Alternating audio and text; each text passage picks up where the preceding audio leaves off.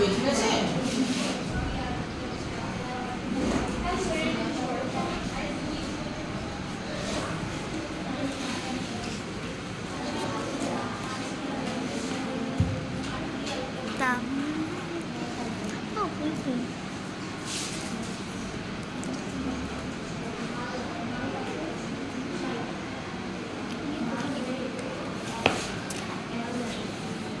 তোমরা বলছো না তো, বলতে হবে 5 কিলোগ্রাম আলুর দাম 60 টাকা।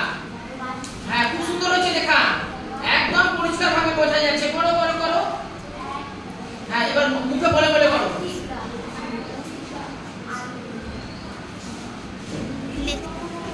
হ্যাঁ, লিখতে হবে না, কমা কমা দিয়ে দাও তবে হবে, ঠিক আছে?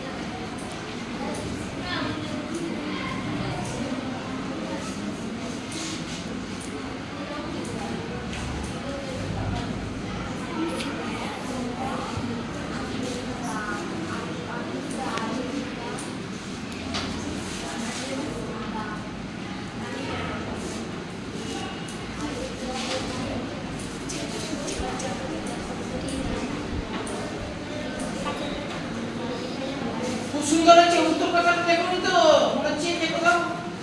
হ্যাঁ, এবার কিভাবে করলে একটু বুঝিয়ে দাও সবাইকে।